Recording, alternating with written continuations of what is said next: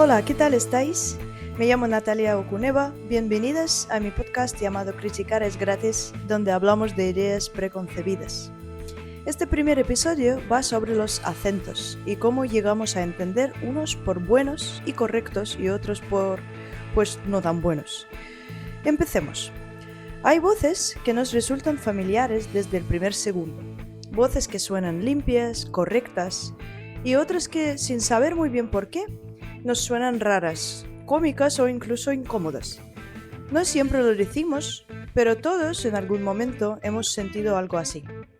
Este episodio no va sobre cómo hablar mejor, ni sobre defender los acentos marginados. Va sobre algo un poco más complejo, sobre cómo aprendemos a escuchar y qué hay detrás de eso que llamamos un buen acento. Porque lo que parece una cuestión técnica, en realidad tiene mucho que ver con la historia, con la clase social y con el poder, pero también con el cariño, la pertenencia y las formas de estar en el mundo.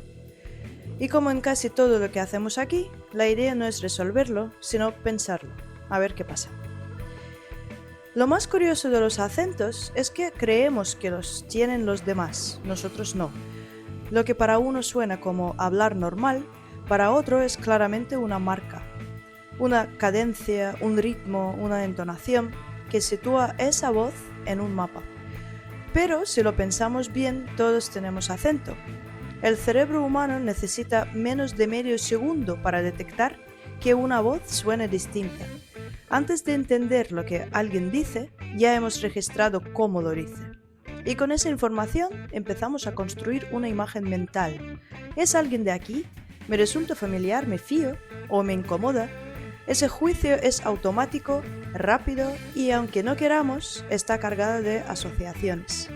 Porque el acento activa ideas de lugar, de clase, de educación. Y esto empieza antes de que podamos hablar. Literalmente, en el último trimestre del embarazo, los fetos ya son capaces de percibir el ritmo y la melodía del habla que les rodea. No las palabras, claro, pero sí la musicalidad. Por eso se ha observado que los bebés franceses y los bebés alemanes lloran de manera diferente. Su llanto imita la entonación del idioma que han oído desde el vientre. A lo largo de la vida, esas diferencias fonéticas que al principio son solo formas de hablar, acaban adquiriendo un valor social. En muchas encuestas, por ejemplo, la gente opina sobre qué acentos suenan más atractivos. En inglés suelen aparecer el irlandés, el australiano o el italiano. En español, algunos destacan el argentino o el andaluz, aunque no siempre por los mismos motivos. A veces se asocian con sensualidad, otras con simpatía o con inteligencia o incluso con poder. Es decir, que cuando decimos que un acento es bonito, lo que realmente estamos diciendo es que nos gusta lo que creemos que representa. Y esto se ve también en la ficción. En muchas películas y series, sobre todo en el cine anglosajón, los personajes malvados suelen tener acentos diferentes al del protagonista. No diferentes en términos de contenido lingüístico, sino en la forma de sonar. Y no es casualidad, esa extrañeza acústica se convierte en una herramienta narrativa. Lo que suena diferente suena peligroso. Scar en El Rey León habla con una dicción sofisticada y con un acento que no es exactamente ni inglés ni americano. Darth Vader tampoco habla como los demás. Muchos villanos de James Bond vienen con un acento marcado. Se crea una asociación entre lo sonoro y lo moral, y eso poco a poco va moldeando nuestra percepción. Así que, aunque hablemos de sonidos, de vocales abiertas o cerradas, de seseo o de yeísmo, lo que está en juego es algo más, porque el acento no es solo una forma de hablar, es también una forma de ser percibido. Y ahí es donde empieza la complejidad. Una pregunta que casi nunca nos hacemos es ¿por qué existen los acentos en primer lugar? Es decir, ¿por qué no hablamos todos igual si usamos el mismo idioma? La respuesta está en parte en la historia. En Europa, por ejemplo, los acentos no son una casualidad fonética, son el resultado de siglos de separación, de fronteras que cambiaban, de pueblos que vivían relativamente aislados entre sí, Durante siglos, la mayoría de las personas nacía, vivía y moría en un radio de unos pocos kilómetros. Y aunque hablaran el mismo idioma, más o menos, lo hacían en contextos muy distintos, entre montañas, en costas, en campos, en ciudades con más o menos influencia extranjera. El lenguaje, como todo lo humano, se adaptaba al entorno, y cuando las lenguas evolucionaban, no lo hacían de manera uniforme. Cada comunidad moldeaba su forma de hablar con lo que tenía a mano, con los sonidos que le resultaban cómodos, con la velocidad del habla, con la musicalidad de su entorno, con los préstamos de otras lenguas y dialectos vecinos. Así nacían los acentos, no como errores ni como desviaciones, sino como adaptaciones locales a una lengua común, como un paisaje sonoro que refleja la geografía social de cada región. Esta diversidad se mantuvo durante siglos, sobre todo porque los medios de comunicación eran limitados y la movilidad escasa. Fue recién con la escolarización masiva, la radio, la televisión y más tarde Internet que empezamos a tener una exposición constante a formas estandarizadas del idioma.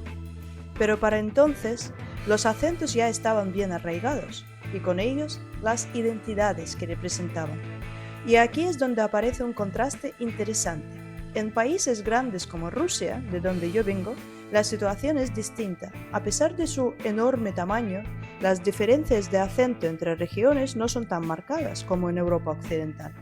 Hay matices, por supuesto, y variantes regionales claras, pero en general se puede hablar de un ruso bastante uniforme en términos fonéticos, sobre todo si se compara con lo que ocurre en España, Italia, Francia o el Reino Unido. Esto se debe en parte a factores históricos. La centralización lingüística bajo regímenes autoritarios, el papel fuerte de la escuela como herramienta de unificación cultural y un sistema de medios muy homogéneo durante décadas. Todo eso contribuyó a que se difundiera un modelo de pronunciación bastante estable, basado en el ruso estándar de Moscú, que hoy sigue siendo dominante. Mientras tanto, en Europa, la fragmentación histórica y política ha mantenido vivas muchas variantes locales. Cuando hablamos de acentos, a veces damos por hecho que hay una forma correcta de hablar, una pronunciación clara, neutra, educada, algo que suena como debería sonar el idioma. Pero si lo pensamos bien, esa idea de corrección no viene del lenguaje, viene del poder. Los acentos considerados buenos, los que suenan cultos, profesionales, respetables, casi siempre coinciden con los que hablan las clases altas o las regiones con más peso político y económico. Y no porque sean más bonitos, sino porque son los que se han impuesto como modelo. Es un poco como pasó con el chándal. Durante mucho tiempo era solo ropa de deporte, incluso mal vista en ciertos contextos. Y hoy hay marcas de lujo que lo han convertido en una prenda de moda. No es que el chándal haya cambiado. Lo que ha cambiado es quién lo lleva y qué lectura le damos. Con los acentos pasa algo parecido. En España, durante décadas, se consideró correcto el castellano de Madrid. En Francia, el francés de París. En los medios británicos, lo que se impuso fue el Received Pronunciation, un acento que no pertenece a ninguna región concreta, sino que se formó en los colegios privados y universidades de élite, como Oxford o Cambridge. No era el acento local de nadie, pero se convirtió en la norma, en la voz oficial de la BBC, en la forma seria de hablar, seria entre comillas. Y sin embargo, eso está empezando a cambiar, por suerte.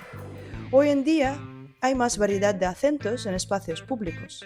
No es que los prejuicios hayan desaparecido, pero se notan las grietas. Creo que es fantástico, pero también natural. Nos cansa escuchar siempre las mismas voces y las mismas tonalidades. Pero el caso es que la idea de que hay una única forma válida de hablar se está desdibujando poco a poco. Por otro lado, hay países que llevan esta diversidad un paso más allá. Noruega, por ejemplo, no tiene un acento correcto, único. Ahí, los presentadores de televisión, políticos y figuras públicas hablan con sus acentos regionales sin que eso afecte su credibilidad. De hecho, se valora esa pluralidad como una expresión de identidad y autenticidad. No es que no haya diferencias sociales o prejuicios, pero el sistema cultural noruego permite que la variedad lingüística conviva sin jerarquías tan rígidas. Este tipo de ejemplos, como el caso de Noruega, nos recuerdan que no estamos hablando solo de fonética, estamos hablando de formas de convivencia, de qué voces permitimos que suenen y de qué manera las escuchamos.